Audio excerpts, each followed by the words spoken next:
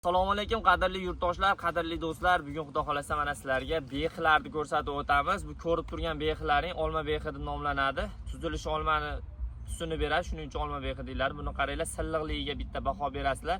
Kamerani yaqinroq olib kelsangiz, taroziga ham qo'yib turib, kilosini ko'rsatib beramiz. Bir dona behi qancha gram chiqadi?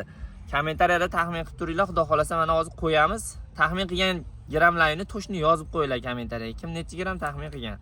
Mana Xo'p, 760 gram bir dona behini kilosi 760 gram chiqadi. Mana endi 3 donasini qo'yib ko'ramiz do'stlar. 3 donasi qancha chiqadi? 3 donasi 1 kilo 987 gram. Bu degani 13 gram kam 2 kilo 3 dona behi. Narxi hozirgi kunda 15 ming so'm sotildi. Bog'dan 15 ming so'mdan uzib ketishdi do'stlar.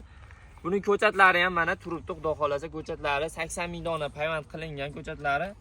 Zakaz bersanglar, bemalol O'zbekiston Liboy hududiga xudo xolasa jo'natib beramiz, bog'am qilib beramiz. Qo'shni davlatlarga ham jo'natib beryapmiz. Poliyamiz juda ham katta, sifat ham juda go'zal. Eksport qilsanglar ham Liboy joyga xudo xolasa menimcha doddi borsa kerak bu behilar.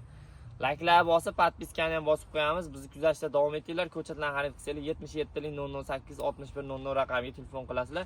Like'lar bosib, bizni qo'llab-quvvatlashda davom etinglar do'stlar.